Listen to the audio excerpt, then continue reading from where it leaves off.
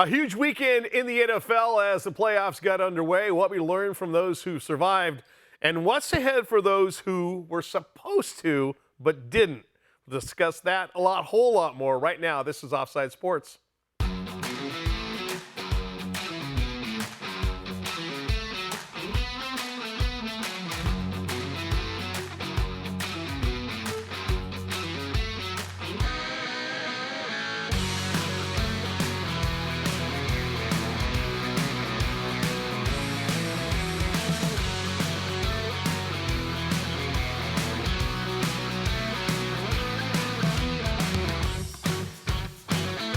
Everybody, and welcome to another episode of Offside Sports, live from the Loft 100 studios here in Southern California, presented by Turtlebox Audio. You can check out their incredible lineup of portable speakers at turtleboxaudio.com. Of course, thanks to Turf & Sons for the turf we sit upon. Turf & Sons, San Diego's #1 choice for turf installation. Find them at turfandsons.com. All right, panel, Allison, Ratzlaff, CJ Stubbs, Dave Palet. Wild card weekend officially in the books as of last night, and we'll kind of work our way backwards.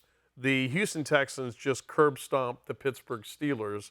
And for those of you who may not know this, Mike Tomlin has, what is it, Dave, stepped down? Yeah, he stepped down. Stepped down after 19 years as head coach of the Steelers. I've stepped down many a times. In my radio career, I've also stepped down. You know, who needs money? And then, you know, did we see last night the last game of Aaron Rodgers' career? I hope not. I was hoping they'd put him back in the game so he wouldn't end his career with a touchdown pass to the other team. Right. I mean, it feels like we have, but it's always fun watching him out there. Oh my God, an incredible talent. But you're right. The way that you go out throwing a pick six. When it was, Allison, when it was garbage time. Yeah. Were you surprised, though, that Pittsburgh got whooped up on like they did? No, not with that Texans defense. Not at all. You know, I was talking about this. It seems like the NFL has been such an offensive-driven league for so long, and it feels like defense is back. Some of these teams that are still in it. They used the phrase defense travels last night during the broadcast.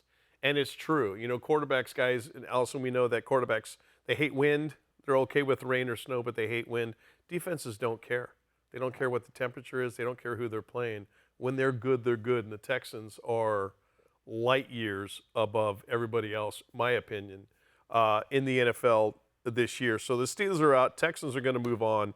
You've got the Patriots, and to me this was somewhat a shocker, CJ. The Patriots handled the Chargers at Foxborough, and they absolutely manhandled Justin Herbert. Like, I mean, that guy got the living you-know-what beat out of him. Yeah, it's a shocker because you look at the body of work throughout the entire season, and you think that they were pretty evenly matched teams. And, I mean, 16-3 doesn't feel like as much of a blowout as it really was. But the Chargers just couldn't move the football. They were in the backfield on every single play. And You watch the game, and the Chargers defense really did show up. It's the reason why they were in the game until, I guess, you know, their last two possessions. For sure. Greg Roman, offensive coordinator, for those of you who don't know either, he has been let go by the Los Angeles Chargers. Dave, you do a Chargers podcast, and were you expecting a different outcome? I expected Herbert to have more time than he normally has. At the same time, you look at the two organizations and you go, and the Patriots are ahead of schedule of where they thought they'd be, right? Second-year quarterback. Yep. They spent some money in free agency, but you have a new coach in Vrabel who obviously stepped in, changed the culture. We talk about that a lot on the show. Right. For Jim Harbaugh, who changed the culture a couple years ago for the Chargers. Look, they've had injuries. Every team does. You lose both tackles basically at the start of the season. The offensive line was the worst I've ever seen in the history of the NFL. You have Najee Harris, who shoots his eyeball out with a firecracker in the summer, and then he comes back, and then he blows his Achilles, and then you have Hampton, who misses half the season because he's injured. Yeah. Vidal was a guy no one even heard of. He was their main running back there. Keenan Allen needs to go. It's time. Ladd McConkey disappeared in his second year. So, yeah, the Chargers have major problems. But at the same time, I would say you look at that Charger team and you can fix things with the $100 million they have in cap space. Big time. And if you go out and spend and you draft right, because Joe Ortiz is a pretty good GM, the Chargers could be back. But this was a wasted year for that team. It is, and I think about the San Diego Chargers and how they wasted Phillip Rivers' career.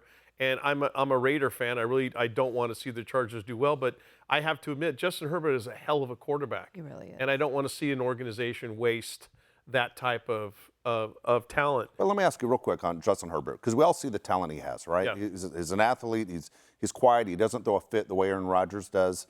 When you look at Justin Herbert and everything he does and he doesn't get angry, is it a detriment not to show that you're upset? I mean, Get a little more fired up on the sideline. maybe if that, or even go to the front office and say, I need support here. This offensive line is on you. Right. You know? And I said here, the only time you see him in the limelight all of a sudden is Dayton Madison Beer, who's famous. Yeah. And I said, here's a guy 0-3 in the postseason, 1 touchdown pass, 5 interceptions. I tell you what, punishment, date Amy Schumer for a year. You win a playoff game, you can start dating Madison Beer again. All right? I agree so much with what you're saying about how quiet he is. And when you look at some of these younger quarterbacks like Caleb Williams, Drake May, they're very animated. These are second-year guys, animated. Yep. Lifting their teams up. Why? And it doesn't seem like, as all these great attributes that Justin Herbert has, it doesn't seem like he has that edge to push and lift his team. And you got a fiery guy in your head coach, CJ, like Jim Harbaugh. Maybe that's something that he sets him down and says, listen, dude, you're going to have to get a little S in your neck, and you're going to have to chew out some of your teammates. Not to the point where your offensive line says, oh, God, I missed that other block because you're being a jerk. But also you put people on notice that, listen, we need better. Yeah, at the end of the day, though, you have to be yourself. Is that too hard to manufacture, you think? I think you can't fake that, because if you start to fake it, then you lose your locker room. Yep. And I think as soon as that happens, then you have bigger problems with your front five. And the scary part is looking at the pregame as the Chargers came out on the field, and you're looking at these PFF grades, and it's second to last, it's third or last. One guy's not even ranked on these PFF ranks, and I'm like, this is going to be a long night for Justin. So I don't necessarily think that, he needs to be someone he isn't. Yeah. Because that's when you lose your locker room. Dave, 49ers, and we'll quickly, 49ers stunned the Eagles in Philadelphia. Yeah. It didn't seem like that was as big a surprise, but it's a 49ers team that has injuries that they do on defense, and then you lose George Kittle. Yes. Blows in an Achilles, done. Incredible job, right, with that the Niners have gone this far. I mean, the offense has been incredible the entire year. The injuries, as we just said, gave an excuse to the Chargers for the injuries. The 49ers just keep going through. And so maybe the George Kittle's the one that breaks the camel's back, but it's been pretty amazing to see what they had. That on the other side, if you're an Eagles fan, you got to be frustrated, but you saw it coming. You let A.J. Brown dictate this whole thing. And he became a cancer, which all of a sudden it looks like Devontae Smith's becoming a cancer. And so you got to stop it. You just got to get rid of one guy. One guy, CJ, who's still a professional athlete, knows one guy can ruin a locker room. Well, now the Eagles have fired their offensive coordinator as of just because obviously it was his fault. Right. Coaches always scapegoating. take the fall. Right.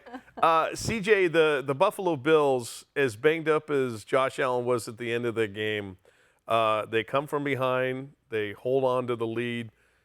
Brutal interception as the Jaguars are going to try to drive down the field and kick the tying field goal. But are the Bills just running out of guys? They lose a receiver to an ACL injury. Josh Allen's being put together with tape these days. As long as Josh Allen is out there, they have a chance. I talked about it last week. I actually had the Jags winning this game, but I said, if the Bills win this game, watch out for him. And it's really scary when Josh Allen is out there. He can take control of that game whenever he wants. I mean, there was a tush push that he ran for 9 yards, and they called it a touchdown. They thought he was falling in the end zone, but the guy is huge, and he can throw the rock. Are you worried about them against that Broncos defense? I think we're going to watch a good game. I mean, like we were talking about, I think it might be a good game because the Bills are so banged up. Allison, you're looking at the Bears over the Packers in Chicago, and this, the Bears, Caleb Williams and how he continues to improve as a quarterback is amazing. And then the Panthers, even possibly coming back and shocking the Rams in Carolina. It's a great weekend of football aside from the Pats on Sunday night and what we had last night. Yeah, those first 4 games were everything you would want in Wild Card Weekend. And sometimes you get it. Last year we didn't get it so much. This year was amazing, and it sort of has gone. It falls into how all season has played. Yeah. Where you could just kind of throw a dart, and it's been very unexpected in so many ways. Something that the late Pete Rozelle always said. He goes, "I just want parity in the NFL, and I want the teams to be able to compete, and I don't want a clear cut." Like the 49ers in Dallas in the 80s, and obviously the Patriots and what they did with Tom Brady, and the Kansas City Chiefs here for a while, and the Eagles as well. I wish we had more teams in the playoff tournament that have not won a Super Bowl yet. I mean, we still have the Bills there who could do it. Texans. The Texans as well. But man, great weekend of football, and we're going to blink, and the divisional rounds are here. They're probably going to be great games as well. All right, switching gears, Miami and Indiana will meet for the Natty coming up on January 19th down in South Florida. We'll look back at the Canes' big win over Ole Miss and Indiana taking Oregon out behind the woodshed. Next as Offside Sports rolls on.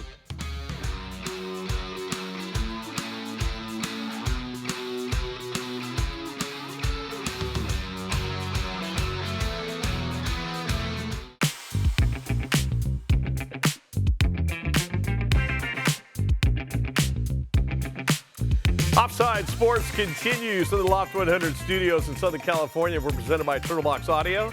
You can find their awesome lineup of portable speakers at turtleboxaudio.com. And thank you, as always, to Harry Arnett, Mark Wahlberg, and everybody at Municipal for being the official wardrobe sponsor of Offside Sports. Municipal, bet on yourself. Find them at municipal.com. We'll talk some college football here in a second, but during the break, as in television and radio, the show is what happens in between the breaks, always. And that's where you can curse at each other and yell and say really off-college stuff. It wasn't the case, though, this last break. CJ, you got a nice little tidbit about the Bills' Shaq Thompson. Yeah, I mean, I still miss baseball every single day. Of course. So I've been looking for little nuggets in baseball. And Shaq Thompson, in the first quarter for the Bills versus the Jags, he had a nice little interception. And somehow it came across. I found out that he played minor league baseball. Well, he didn't have a long time playing minor league baseball, but he did have 39 at-bats. There you go. And he was with the Red Sox in 2012, and in those 39 at-bats, he struck out 37 times. Wow. Is that 0 good? hits. Oh, boy. And I think he went on to play college football, and it turned out to be a good idea. I was going to say, you think it's the right career path for him? I think so. 37 Ks. It's hard to hit. It is hard to hit. He's clearly a good athlete. Yeah. Now he hits people, but hitting a baseball? Yeah. Heck no. Made the right pivot. We've got the national championship coming up in a week's time down in South Florida. You're going to have Miami and Indiana getting together. Miami gets there by beating Ole Miss 31-27. Thrilling come from behind game, and then Indiana just drubs Oregon 56-22. So we'll look at Miami and Ole Miss back. Dave, is the U back? They're back. They're back. Are they? And it's not just because you're seeing the alumni on the sideline and everything else. The U, and I feel like, Mike, you and I remember the U when they were the U. I mean, it started all the way back in the mid-'80s. Yep. They're back, and you got to credit Mario Cristobal. And if you want to look at Oregon and their success, that's a lot with Mario Cristobal. And so, Right. I remember, he leaves Oregon, he goes back to his school where he played. It's good for football, right? It's an East Coast team. How many times is there an East Coast team that you can talk about? But I think it's important that a team like the U is back. And CJ's a USC alum. It's important that USC is good too. USC is not back to where they need to be. It's important that Miami is back to where they need to be. And we go back to the days of the very controversial convicts versus Catholics when the U and Notre Dame would get together, and more oftentimes than not, Miami would just wipe up the floor with Notre Dame, CJ. But this is, to me, and you're obviously younger than I am, you would have a different perspective. There's swagger with the U, but it's not that it's just that, hey, we're Miami, and we're going to go out and kick the living you-know-what out of you on the football field, and we're going to celebrate like heck when it's over. Yeah, absolutely. We talk about these villains that are in college football, Yeah. and we need them to be at the top, or at least competing for the top, to create the narrative. And I think of the U when I think of teams like that. I honestly think of USC when I think of teams like that because of the controversy of the cheating scandal and all that, and it's good to have them back.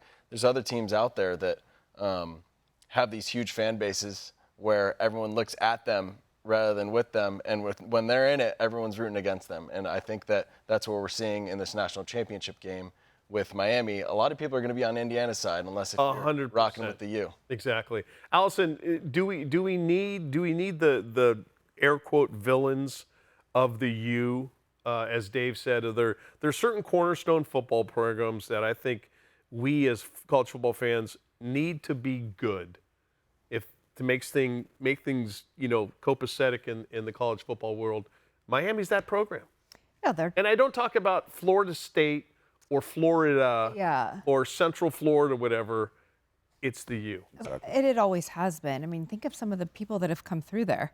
Michael Irvin or Aaron Hernandez, or think of some of the names that have. Aaron Hernandez went to Florida.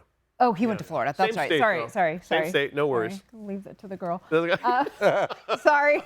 That's right. Florida. Okay. But some of the names that have come through there, though, and they do have that image. And I think then you have the juxtaposition of them playing, the good guys of, Indiana, the country darling right now. I think it's a great matchup. It's going to be fun and exciting for the country to kind of have those two different faces. Bring in 2 Live Crew. Bring 2 Live Crew. Why not? Get Luther Campbell back down there. Pop that you-know-what. Let's go. Let's really bring back the U.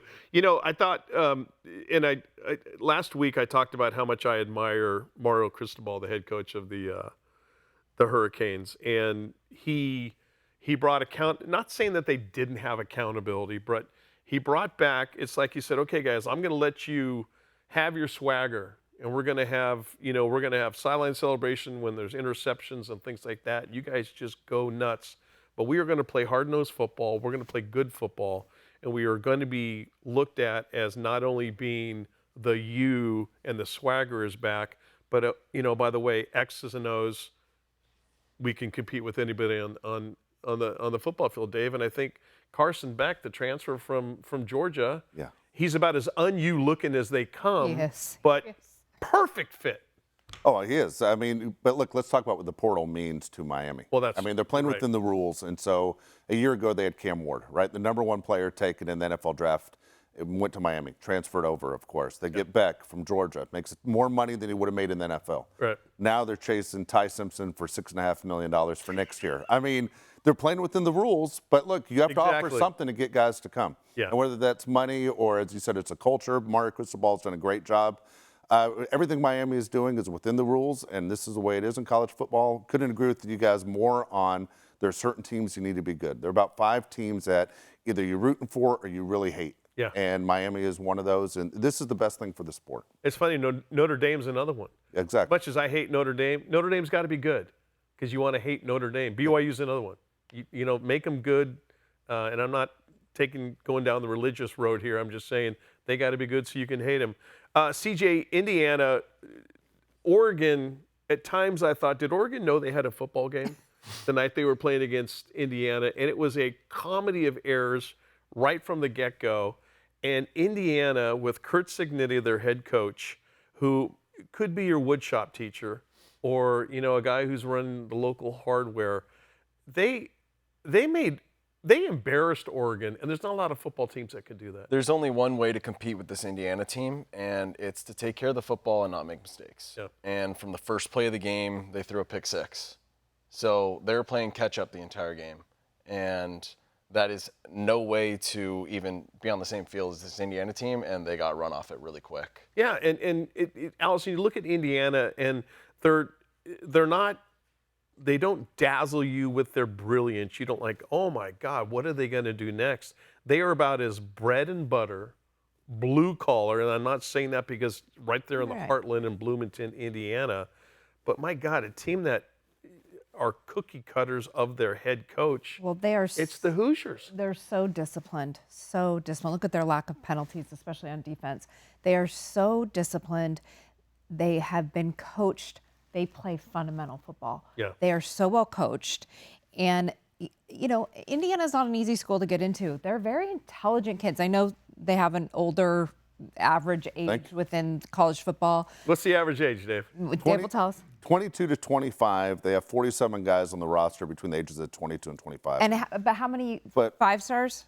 They have 0 5 Oh, yeah, stars, 0. but also I think one of the reasons they don't make mistakes, to Allison's point, is they all have low T because they're older and they aren't aggressive. That's not what I said. I said they're Oh, that's not what you said? intelligent. I said they have a high football and academic IQ. stuff. I think they know what they're doing, and they're very disciplined. Even, well, even well BYU says, God, those guys are old. Eric Williams Jr., wide receiver, Yeah. played on Clemson with Trevor Lawrence.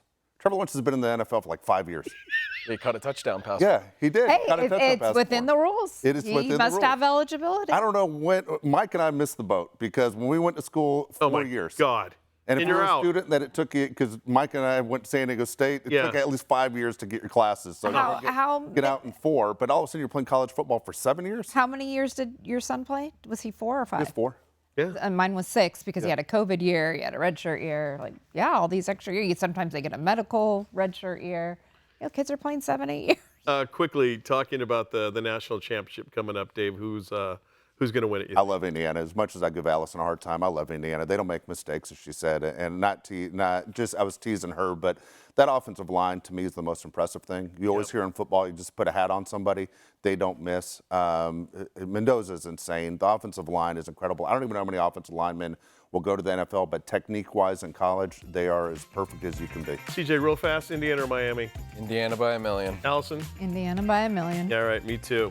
All right, he's a former NFL quarterback and the color analyst on the Dallas Cowboys Radio Network, and he's also a former Indiana quarterback. Hoosier great Babe Laufenberg breaks down why Indiana is where they are now in college football. Next is Offside Sports rolls on right after this.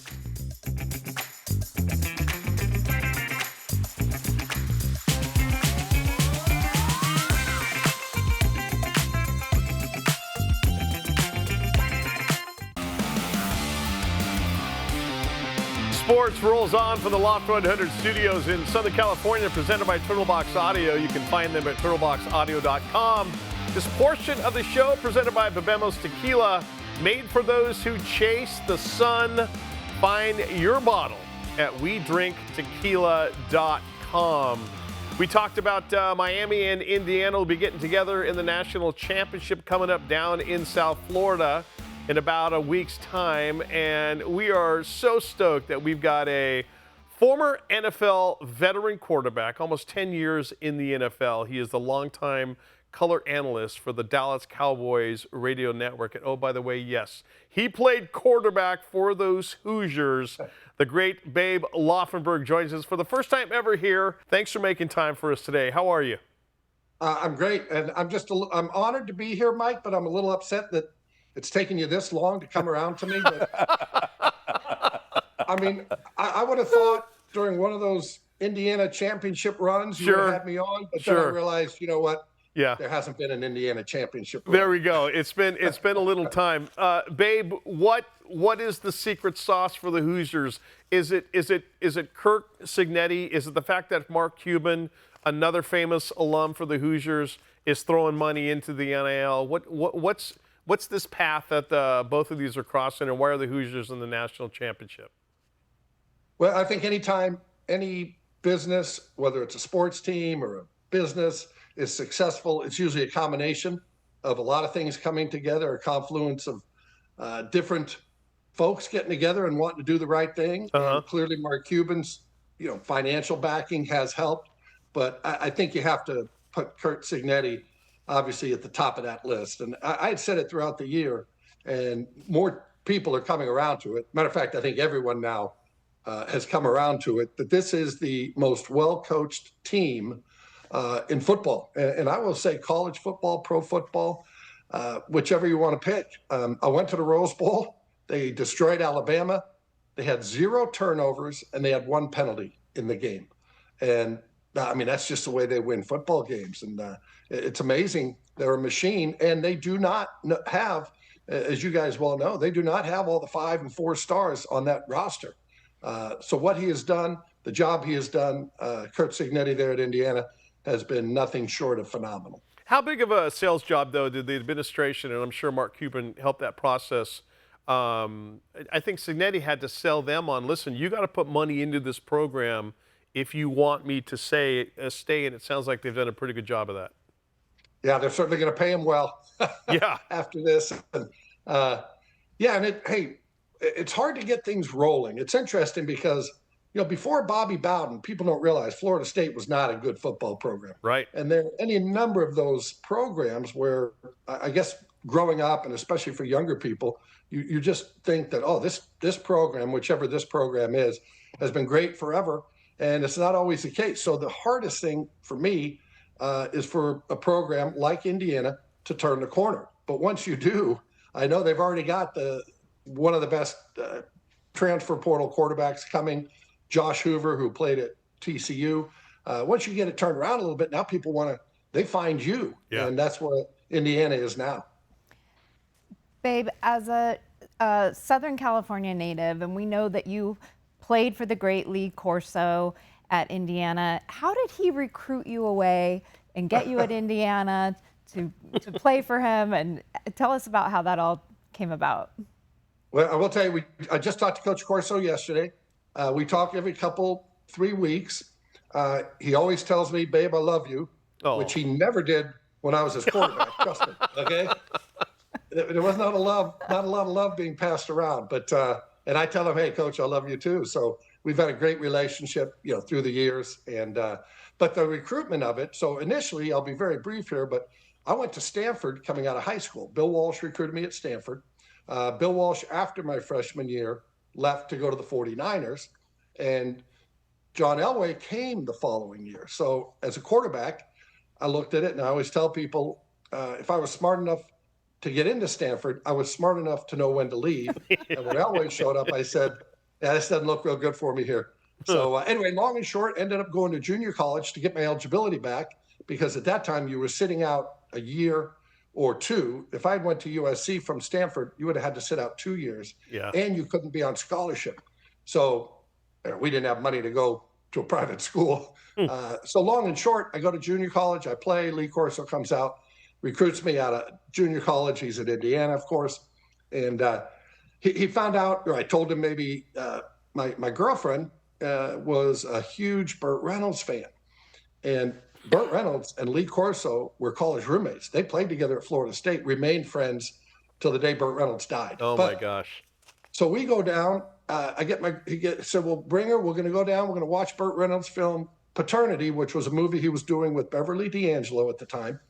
And we go down to the Universal lot, and, there's Burt Reynolds. And you have to be of age to know Burt Reynolds was literally labeled the sexiest man alive. He was the biggest movie star in the world at that time.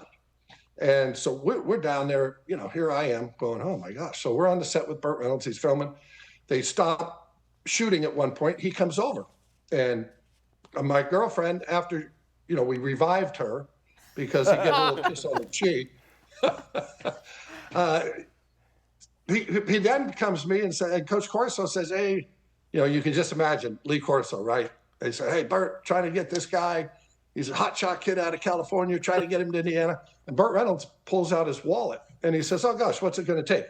And he starts flipping through money. And I swear to you, he had more cash in his wallet than I had made in my life. Right? I mean, and I was like, hey, don't do that. You can't do that. That's illegal. Of course, today, you just say, hey, how much do I need to Venmo you? What's it going to take, $4 or $5 million? Exactly. So anyway, had a great time on the set. Again, I'm sitting there, having grown up in Los Angeles, it's funny. Everybody assumed you lived next to Jack Nicholson and Shirley MacLaine was across the street and all these movie stars.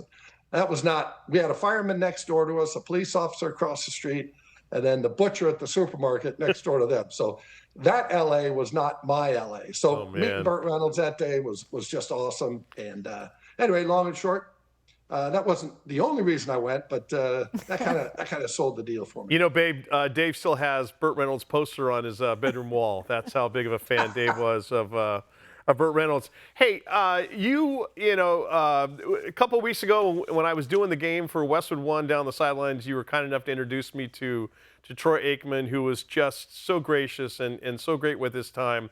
And you've got a very, very special relationship, not only with Troy, but also with former Dallas Cowboys quarterback and head coach, Jason Garrett. If you can, we've got about 2 minutes left in this segment. We're going to hold you over until the next segment. But talk about your weekly quarterback meetings and you guys getting together and discussing football. Yeah, well, first I want to tell the group, when we walked down, it was the Raiders game out there in Las Vegas, and you and I walked down from the press box, and we go over to see Troy on the sideline. Troy took a look at you and said, what do you got, a bodyguard now? I said, no, just a friend. But yeah, so the three of us, it's funny, we say, or we'll text, hey, quarterback meeting tomorrow at 4. Love it. We always go to the same place, get the same corner table, all that. Yep. But we don't really, we're not drawing up plays, but it's just a way for us to get together, and kind of started out during the pandemic a little bit, and we've just kept it going. Busy schedules, obviously, during football season. So believe it or not, we don't see each other as much in football season as otherwise. And then, we'll just talk. People always want to know, we'll all post it to our social media or whatever and have fun with it. But people always want to know, what do you talk about? What do you say? What is this? And typically what we do is we'll throw out a topic, and then we'll kind of discuss that topic. So Troy usually starts it, and he'll say, hey, why don't we talk about what it's like to be the starting quarterback in 3 Super Bowls? So Jason and I just kind of look at each other and say, okay, well, go ahead, Troy. Why don't you just go? Why don't you start?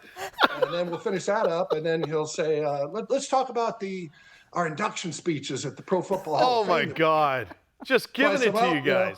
I look at Jason and I say, well, I guess, Troy, why don't you lead this discussion too? But, we have a lot of fun. But I will tell you quickly, I know we're on a time crunch here, but only one person, everybody obviously that wants to say, hey, I want to be there. I want to go. I want to be in that group. I want to be in a quarterback club. Only one person has ever showed up, and I brought him, and I was late. I'm never late, always on time. So I get in there. We had a 4 o'clock. I show up. Troy says, he looks his way. So, I'm sorry, did we say 4:06 today? Did we say 4:06? Because that's what time it was. Right. And I said, hey, there's been this guy. He has just been killing me. He wants to come. And I said, I know the unwritten rule is no outsiders. But I said, I told him he could come. And they both, the faces went, what the hell, And I had him right down below on the stair, and I brought him up. It was Roger Staubach. Oh, okay. Awesome. There you go. So that's your fourth guy. I picked up Roger in his house, and that works. I told Roger the whole deal, and he kind of waited. And then we come up, and it was like a scene from Cheers, if you remember. Norm walks in, Norm, So in comes Roger, and they're both in unison, just go, Roger. I love it. All right, babe, listen, stay there. On the other side, we're going to talk about the divisional round of the NFL games. Also, we'll talk about your late, great son, Luke, as well, as Offside Sports rolls on after this.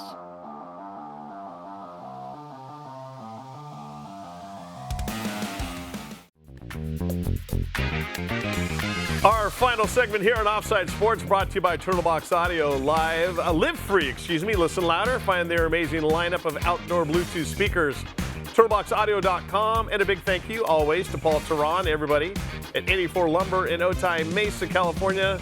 Gave us the materials for our brand new set. Reach out to Paul for all your building questions and needs at paul.teran@84lumber.com. Mike, real quick, I know as we have Babe Laufenberg on and we went into the break, you mentioned Roger Staubach. Yeah. And I've been lucky enough to be a sports broadcaster for more than 30 years.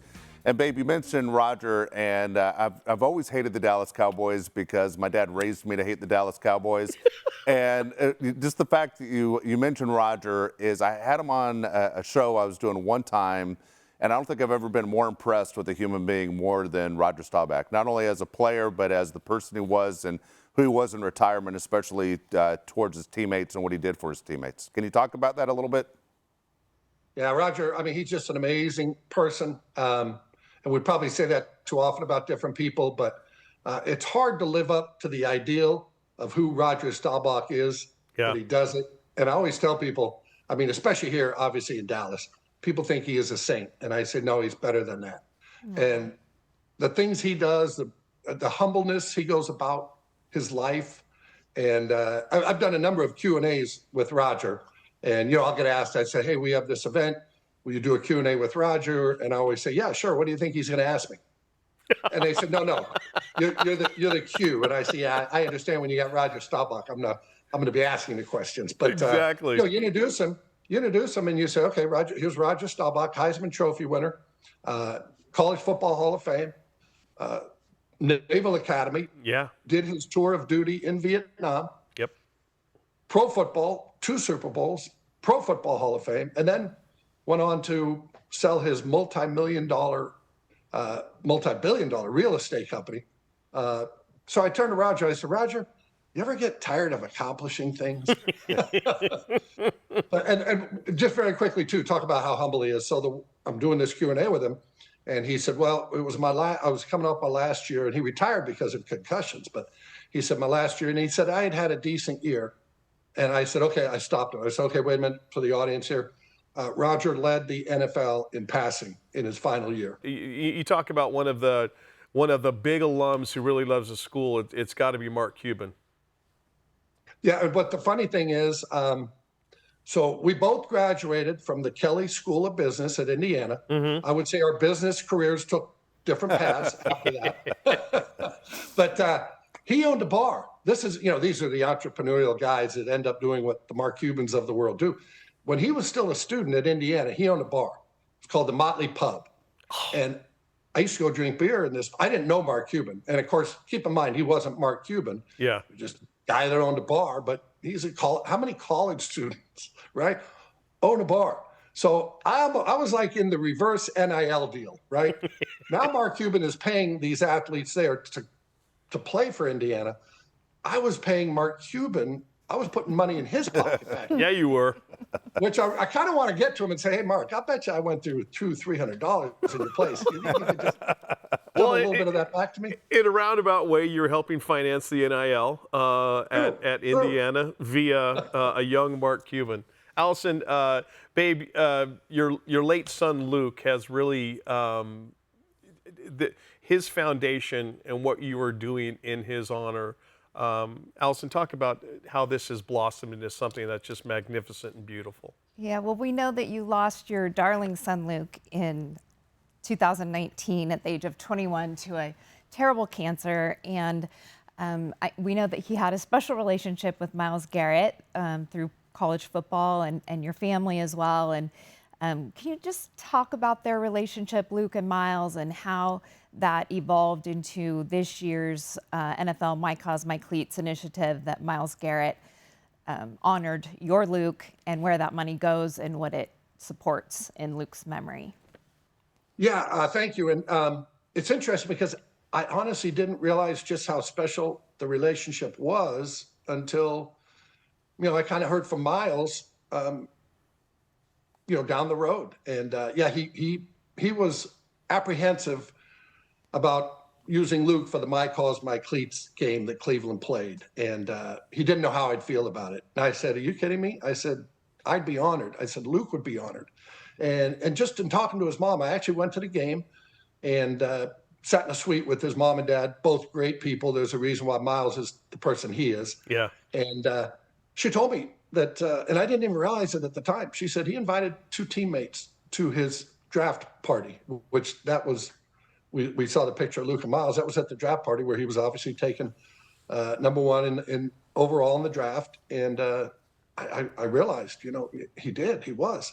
And just Myles talking about Luke and how Luke made an impression on Myles and really got him to change his way of thinking was amazing, because keep in mind, my Luke was a preferred walk-on at A&M. He's a freshman down there.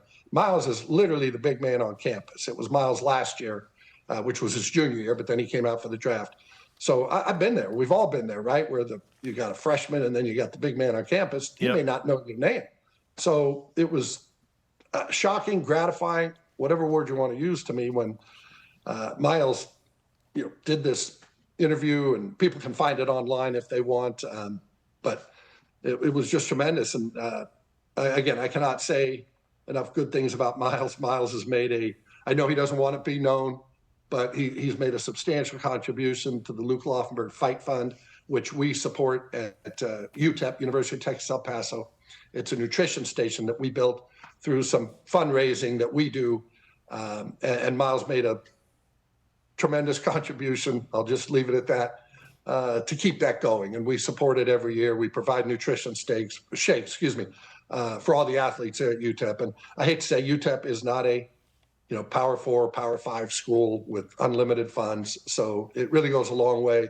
And it's something they actually recruit to. It's a pretty cool deal. Yeah, Babe, you bring up UTEP, and I saw that, I'm forgetting his name, but young man, the first one to wear Luke's number 2. Can you talk about that day? And it was funny, he got to talk about how he blacked out talking to people like Jason Garrett and Troy Aikman on the phone, and how much of an honor it was for him to wear Luke's number. Can you kind of go into that a little bit? Yeah, so they were going to, we were going to set up a scholarship, and they were going to retire that number 2 at UTEP. The head coach at the time, Dana Dimmel, who was fantastic.